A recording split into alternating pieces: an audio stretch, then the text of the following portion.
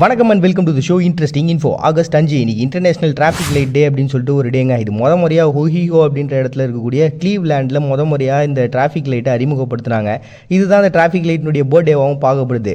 18வது நூற்றாண்டில் பார்த்தீங்கன்னா லண்டனில் இருக்கக்கூடிய அந்த பிரிட்ஜில் ஏகப்பட்ட குதிரை வண்டிங்கெல்லாம் வந்து போயிட்டு இருந்திருக்கு. ஸோ அதெல்லாம் ஒழுங்கு அமைக்கணும்னு சொல்லிட்டு தான் முறையாக இந்த காவல் படை, அந்த டிராஃபிக்காக ஒரு காவல் படையை உருவாக்கி அதை வச்சுருந்தாங்க. அவங்க என்ன பண்ணியிருக்காங்கன்னா, இந்த சீமியோஃபோர் அப்படின்னு சொல்லிட்டு சொல்லக்கூடிய அந்த ஒரு கையில் கொடி மாதிரி வச்சுருப்பாங்களா, அதை பேஸை வச்சு பகல் டைம்லையும் நைட் டைமில் ரெட் கேஸ் லேம்பை வச்சும் அந்த டிராஃபிக் வந்து கண்ட்ரோல் பண்ணியிருக்காங்க குதிரை வண்டிகள்லாம் இந்த சமயத்தை. அதை தொடர்ந்து அப்படியே கொஞ்சம் கொஞ்சமாக கால மாற்றங்கள்ன்றது உருவாகுது. இந்த ரயில்வே இன்ஜினியரிங்காக ஒர்க் பண்ணிட்டு இருந்த ஜேபி நைட் அப்படின்ற ஒரு பர்சனு இந்த சிவப்பு பச்சை இது ரெண்டும் எரியிற மாதிரியான ஃபஸ்ட்டு ஒரு லைட்டை வந்து ரெடி பண்ணுறாரு. அது அப்படியே கொஞ்சம் கொஞ்சமாக ரெவல்யூஷன் ஆகி 1920 3 வண்ணங்களாக இருக்கக்கூடிய இப்போ நம்ம யூஸ் பண்ணிகிட்டு இருக்க இந்த டிராஃபிக் லைட்டில் வில்லியம் பார்ட்ஸ் அப்படின்ற ஒரு பர்சன் வந்து இது ரெடி பண்ணுறாரு. ஸோ இப்படியே இந்த ரெவல்யூஷன் அப்படின்றது கிரியேட் ஆகிட்டே இருந்தது. 1914 தான் பார்த்தீங்கன்னா ஃபஸ்ட் டைமாக இந்த ஒஹியோ அப்படின்ற இடத்துல இருக்கக்கூடிய கிளீவ்லேண்டில் இந்த லைட்டை வந்து டிராஃபிக் லைட்டை வந்து அறிமுகப்படுத்துகிறாங்க. அப்படி அறிமுகப்படுத்தின அந்த நாளை சூஸ் பண்ணி தான் இன்னைக்கு இன்டர்நேஷனல் டிராஃபிக் லைட் டே அப்படின்னு சொல்லிட்டு ஒரு டே வந்து செலிப்ரேட் பண்ணுறாங்க August 5. Next Islamic human rights day அப்படின்னு சொல்லிட்டு ஒரு டேங்க. இது வந்து 1969 நிறுவப்பட்டுச்சு. ஒரு 57 உறுப்பினர்கள் இதில் இருக்கிறாங்க. இது என்னென்னா கெய்ரா பிரகடனம் அப்படின்னு சொல்லிட்டு சொல்லுவாங்க. இது வந்து இஸ்லாத்தினுடைய அவங்களுடைய மத அடிப்படையிலையும் அவங்களுடைய கலாச்சாரம் மற்ற எந்த விஷயங்களும் பாதிக்கப்படக்கூடாது அப்படின்னு சொல்லிட்டு அவங்களுக்காக ஒரு பிரகடனத்தை ஏற்றினது தான். இது வந்து ஹியூமன் ரைட்ஸ்க்காக அவங்க பண்ணியிருந்தாங்க. பட் 1948 என்ன பண்ணியிருந்தாங்கன்னா, யுனைடெட் ஸ்டேட்லாம் வந்து யூடிஹெச்ஆர் அப்படின்னு சொல்லிட்டு இந்த உமன்ஸ் ரைட்ஸுக்கான நிறைய சட்டத்திட்டங்கள் அதுக்கான வரையறைகள் எல்லாத்தையும் பிரகடனத்தையும் வெளியிட்டாங்க. இதை உலக நாடுகள் எல்லாருமே வந்து அக்செப்ட் பண்ணிகிட்டே வந்தாங்க. இவங்க வெளியிட்ட இந்த கெய்ரா பிரகடனத்தில் மேலே நிறைய சர்ச்சைகளும் நிறைய கேள்விகளும் எழ ஆரம்பிச்சது. காரணம் என்னென்னா, இது ஒரு பெரிய ஆணாதிக்கத்தினுடைய வெளிப்பாடாக இருக்குதே தவிர்த்து வந்து ஹியூமன் ரைட்ஸ் இல்லை அப்படின்னு சொல்லிட்டு நிறைய பேர் இதுக்கு எதிர்ப்பு தெரிவிச்சுட்டே இருந்தாங்க.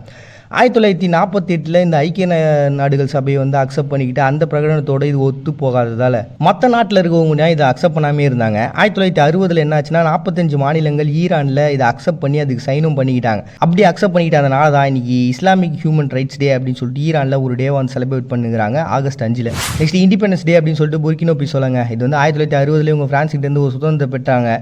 முறையாக பார்த்தீங்கன்னா இவங்க 14-16ஆம் நூற்றாண்டில் தான் இப்போ வாழ்ந்துட்டு இருக்கக்கூடிய மக்கள்ன்றவங்க அவங்க குடிபெயர்ந்து போயிருக்கிறாங்க.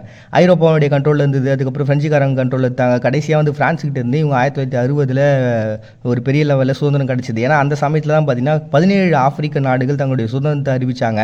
அதே சமயத்தில் இவங்களும் அதை அறிவித்து இண்டிபெண்டன்ஸ் டேவாக வந்து பார்த்தீங்கன்னா புர்கினோ ஃபேசோ இன்றைக்கி செலிப்ரேட் பண்ணுறாங்க ஆகஸ்ட் 5. நெக்ஸ்ட் குரோஷியாவில் இன்றைக்கி தேங்க்ஸ் கிவிங் அண்ட் விக்ட்ரி டே அப்படின்னு சொல்லிட்டு ஒரு டேங்க. இது வந்து 1991 1995 இடைப்பட்ட காலத்தில் அவங்களுக்கு ஒரு பெரிய போர்ன்றது நடந்தது. குரோஷியாவுக்கும் யுகோஸ்லோவாக்கியாவோட சப்போர்ட்டில் செர்பியாவும் ஃபைட் பண்ணிட்டு இருந்தாங்க. இந்த ஃபைட்டில் வந்து பார்த்தீங்கன்னா ஒரு பெரிய லெவலில் வெற்றி அப்படின்றது இந்த நின் நகர் அப்படின்ற ஒரு பிளேஸை வந்து கைப்பற்றுறது மூலமாக குரோஷியாவுக்கு கிடச்சிது. ஸோ அது ஒரு பெரிய விஷயமா இருக்கிறதுனாலையும் அதுதான் இந்த குரோஷியாவே உருவாக்குறது காரணமாக இருந்ததுனால அதை வந்து தேங்க்ஸ் கிவிங் டே விக்ட்ரி டே அப்படின்னு சொல்லிட்டு இவங்க செலிப்ரேட் பண்ணுறாங்க ஆகஸ்ட் 5. நெக்ஸ்ட் இன்னைக்கு ஜாம்பியாவில் விவசாயத்துக்காக ஒரு டே வந்து செலிப்ரேட் பண்ணுறாங்க. இது என்னன்னா 85% அவங்க நாடுன்றது விவசாயம் தான். அந்த பருத்தி அப்புறம் கரும்பு இந்த மாதிரியான எல்லா விஷயங்களும் ஏற்றுமதி பண்ணி அதில் வரக்கூடிய வருவாய் வச்சு தான் வாழ்ந்துருக்காங்க. ஸோ அதனால் இதுக்கு ஒரு இம்பார்ட்டன்ஸ் கொடுக்குறாங்க. அண்ட் கிரிபியாட்டில் இன்னைக்கு யூத் டே அப்படின்னு சொல்லிட்டு இது என்னன்னா அவங்க நாட்டில் இருக்கக்கூடிய இளைஞர்கள்லாம் கொஞ்சம் டெவலப் பண்ணணும் அப்படின்னு சொல்லிட்டு அவங்க அதுக்காக நிறைய ஸ்போர்ட்ஸு கலை நிகழ்ச்சிகள் அப்படி இப்படின்னு நடத்தி அவங்க இந்த ஒரு டேட்டை வந்து செலிப்ரேட் பண்ணுறாங்க. அதே மாதிரி எமான்சிபேஷன் டே அப்படின்னு சொல்லிட்டு கிரனடா பஹாமாஸ் உட்பட கிட்டத்தட்ட ஐஸ்லாண்டில் இருக்கக்கூடிய ஒரு 10 பிளேஸில் எமான்சிபேஷன் டேவை வந்து செலிப்ரேட் பண்ணுறாங்க. என்னென்னா அந்த அடிமைத்தனம் ஒழிச்சது தான். 1833 பார்த்தீங்கன்னா அந்த அடிமைத்தனம் ஒழிக்கப்பட்டு அதுக்காக சைன்ன்றது ஆகஸ்ட் 1 வந்து வந்தது. இதை கூட நம்ம பார்த்துருப்போம் ஆகஸ்ட் 1 எமான்சிபேஷன் டே அப்படின்ட்டு. அதை வந்து பார்த்தீங்கன்னா இவங்க கடைசி அந்த 1 ஆகஸ்டினுடைய திங்கக்கிழமைக்கு மாற்றி ஒரு சில நாடுகள் செலிப்ரேட் பண்ணுவாங்க. அப்படி செலிப்ரேட் பண்ணுற ஒரு நாள் தான் எமான்சிபேஷன் டே அப்படின்னு சொல்லிட்டு இவங்க. இன்னொரு பக்கம் இந்த சமோவா அப்படின்றவங்க என்ன பண்ணியிருக்காங்கன்னா இன்றைக்கி வந்து இந்த உழைப்பாளர்கள் தினமாக வந்து செலிப்ரேட் பண்ணுறாங்க. காரணம் என்ன, 1890 புல்மேன் வேலை நிறுத்தம் சொல்லிட்டு ஒன்று பெரிய லெவல் நடந்தது. ஸோ அமெரிக்காவில் வந்து பார்த்திங்கன்னா ஏகப்பட்ட ரயில்களை மறித்து அதனால் ஒரு பெரிய லெவலில் தாக்கம்ன்றது உருவாக ஆரம்பிச்சிது.